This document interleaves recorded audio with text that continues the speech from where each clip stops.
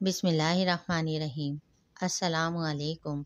आप सबको मेरे चैनल इस्लामिक हदीस में खुश आमदीद। फरमाने मुस्तफ़ा सल्लल्लाहु अलैहि वसल्लम, दुरूद पाक ना पढ़ने के 8 नुकसानात। जो लोग अपनी मजालिस से अल्लाह अज़्ज़ा व जल के ज़िक्र और नबी पाक सल्लल्लाहु अलैहि वसल्लम पर दुरूद शरीफ पढ़े बग़ैर उठ गए तो वो बदबूदार और मुर्दार से उठे। जिसके पास मेरा ज़िक्र हुआ और उसने मुझ पर दुरूद पाक न पढ़ा, उसने जन्नत का रास्ता छोड़ दिया।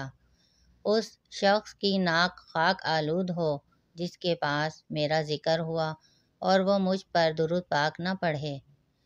जिसके पास मेरा ज़िक्र हुआ और वो मुझ पर दुरूद शरीफ ना पढ़े तो वो लोगों में से कंजूस तरीन शख्स है।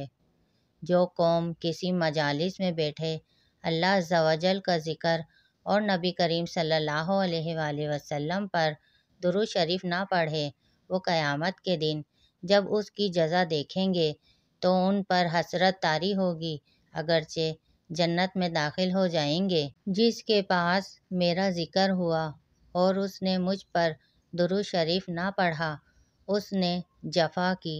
जिसके पास मेरा ज़िक्र हुआ और उसने मुझ पर दुरूद पाक ना पढ़ा, तहकीक वो बदबख्त हो गया।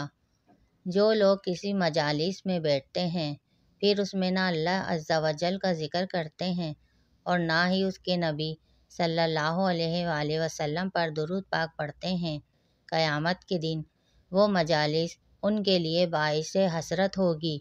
अल्लाह अज़्ज़ा व जल चाहे तो इनको अज़ाब दे और चाहे तो बख्श दे। सल्लु अलल हबीब सल्लल्लाहु ताला अला मुहम्मद।